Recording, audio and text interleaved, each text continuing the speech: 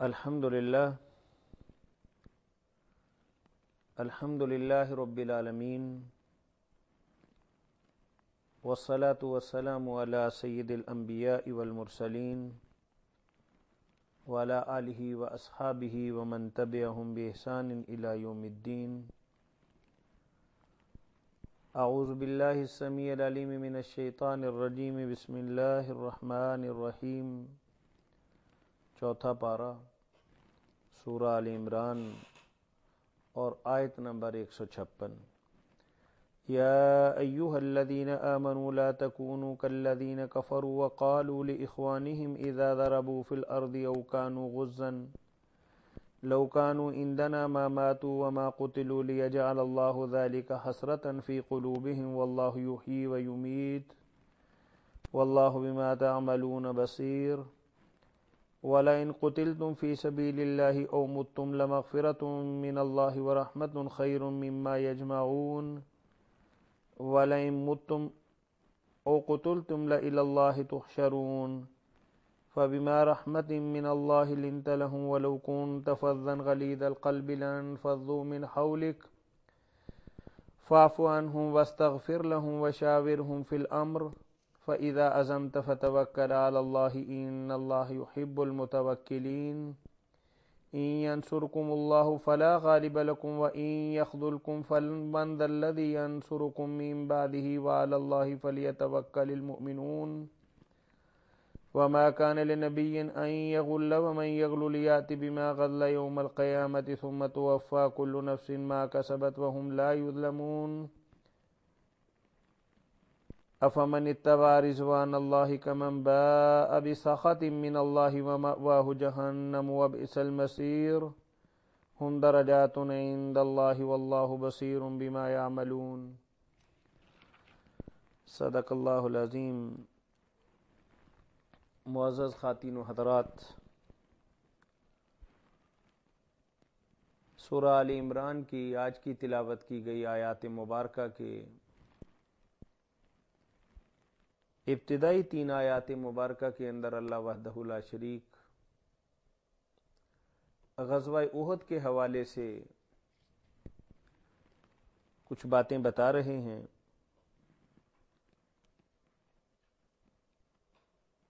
کہ جب مسلمانوں کو دوسرے مرحلہ کے اندر بظاہر شکست ہو گئی تو اب مدینہ منورہ کے اندر پکے سچے مسلمانوں اور منافقوں کے درمیان اس جنگ کے حوالے سے کہ کہاں لڑی جائے 2 رائے تھی۔ کچھ لوگوں کا یہ خیال تھا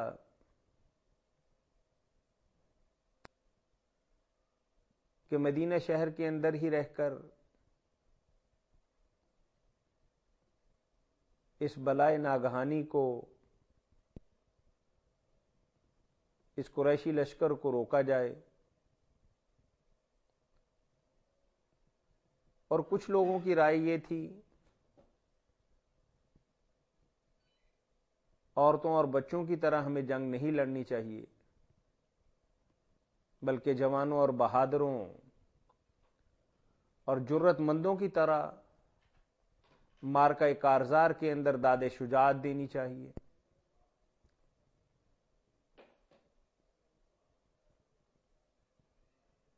نبی کریم صلی اللہ علیہ وسلم بھی ذاتی طور پر یہی پسند فرما رہے تھے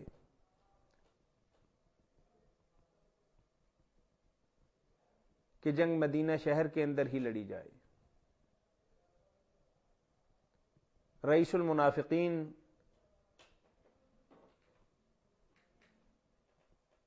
عبداللہ بن ابی بن سلول کی بھی یہی رائے تھی کہ جنگ شہر کے اندر ہی رہ کر لڑی جائے،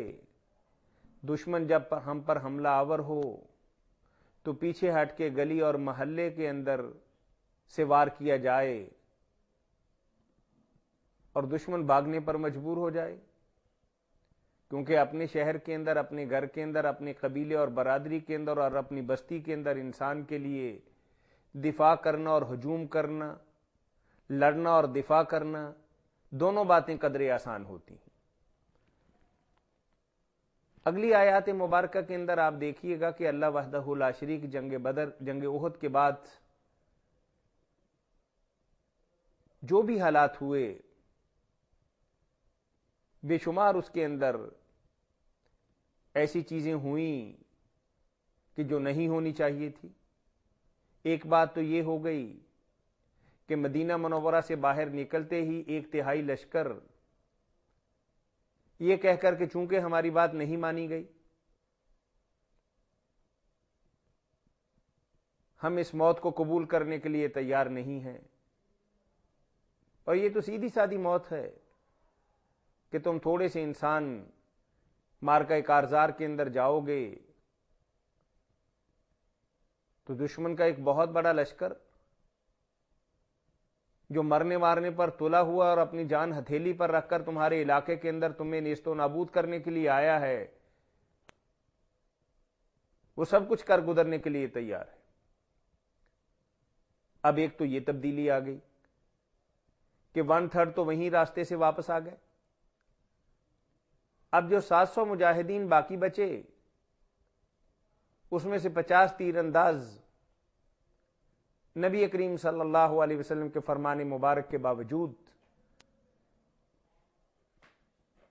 حکم کی تعمیل نہ کر سکے۔ اب اس کے بعد والا مرحلہ اس سے بھی زیادہ پریشان کن کہ اللہ کے نبی صلی اللہ علیہ وسلم کے متعلق یہ ناگہانی خبر پھیل گئی کہ نعوذ باللہ اللہ کے نبی صلی اللہ علیہ وسلم شہید ہو گئے۔ مسلمانوں کے رہے سہے حوصلے بھی پست ہو گئے، صحابہ اکرام دائیں بائیں ہو گئے، تتر بتر ہو گئے، بھاگ گئے۔ اللہ کے نبی صلی اللہ علیہ وسلم پکار رہے ہیں، آواز دے رہے ہیں اور بلا رہے ہیں، بتقاضۂ بشریت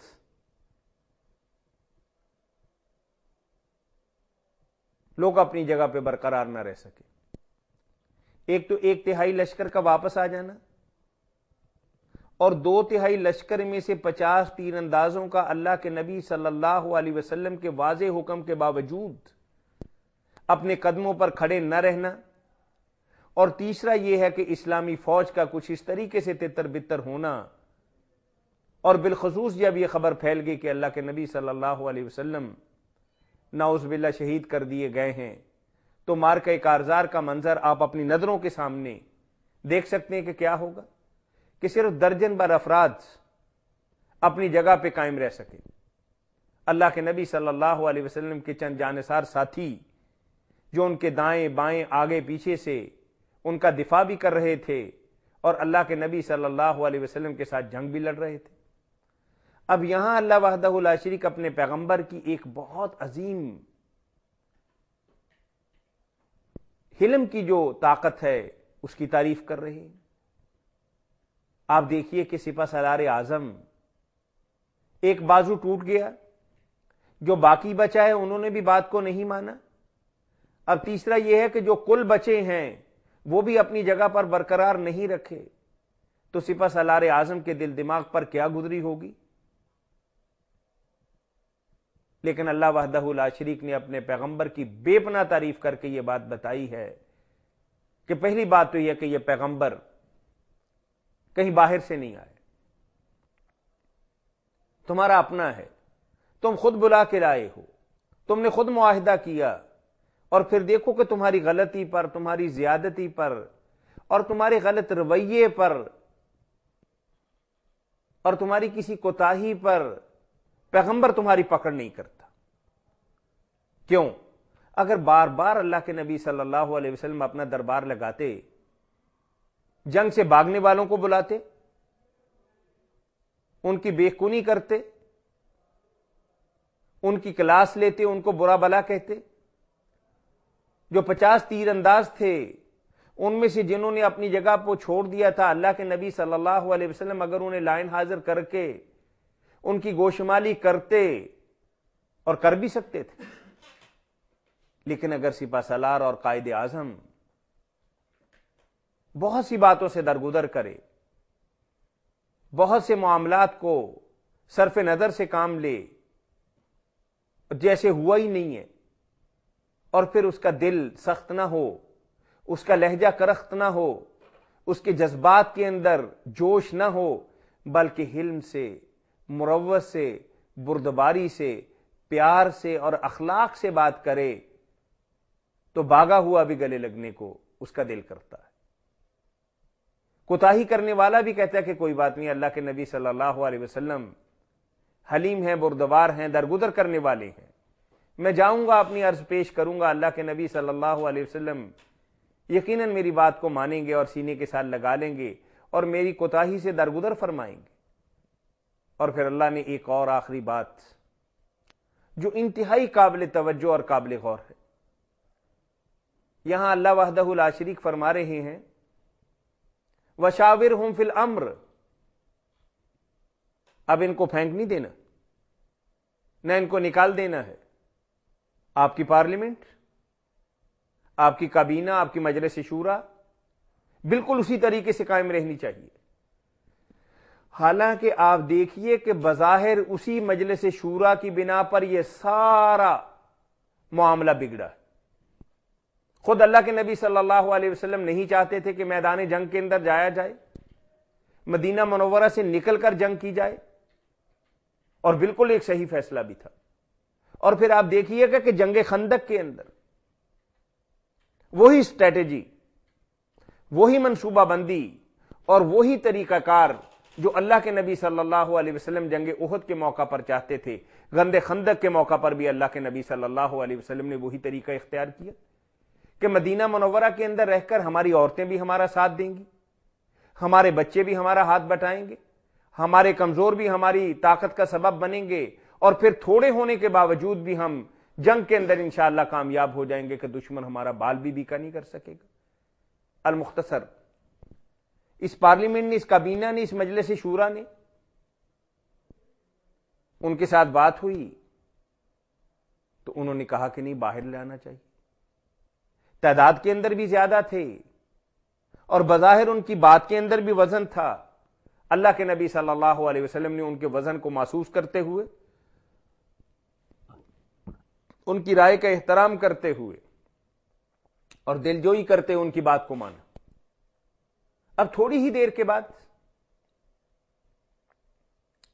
جب جوشیلے صحابہ اکرام نے دیکھا کہ اللہ کے نبی صلی اللہ علیہ وسلم تو جنگ کے لیے تیار ہو گئے، باہر جانے کے لیے بھی آمادہ ہو گئے،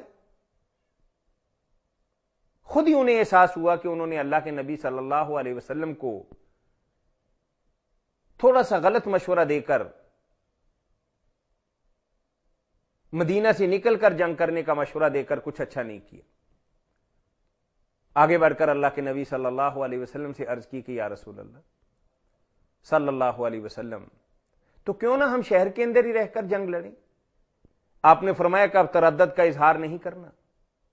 اب تمہارے قدم نہیں ڈگمگانے چاہیے، اب تمہارے قدم جم جانے چاہیے۔ اور یہی بات اللہ فرمانے کہ فَإِذَا عَزَمْتَ فَتَوَكَّلْ عَلَى اللَّهِ، اور جب تم کسی فیصلے پر پہنچ جاؤ، کسی نتیجے تک پہنچ جاؤ، پھر تمہارے قدموں کے اندر لغزش نہیں آنی چاہیے، کوئی تردد نہیں ہونا چاہیے، ہچکچاہٹ نہیں ہونی چاہیے، ہیزیٹیشن نہیں ہونی چاہیے، اب نکلو، اللہ مالک ہے جو ہوگا۔ یعنی وہاں غلط مشورہ کہہ لیجئے، ہلکا مشورہ کہہ دیجئے، یا ایسا مشورہ کہہ لیجئے کہ جس کے نتائج امت مسلمہ کے حق کے اندر قطعاً بہتر نہیں نکلے۔ 70 صحابہ اکرام اس معرکہ کاردار کے اندر شہید ہو گئے، اور کوئی مسلمان بھی ایسا نہیں تھا کہ جو جنگ کے اندر زخمی نہ ہوا ہو۔ خود اللہ کے نبی صلی اللہ علیہ وسلم زخمی ہوئے، بے شمار نقصان ہوا، اور پورا مدینہ ماتم کدہ بنا ہوا تھا، لیکن اس کے باوجود اللہ وحدہ لا شریک اپنے پیغمبر کو کریں کہ مشورے کی اہمیت کو نظر انداز نہ کرنا، مشورے والی بات کو ماننا، اور اپنے ساتھیوں کو اور اپنی جماعت کو اور اپنی ملت کو ساتھ لے کر چلنا۔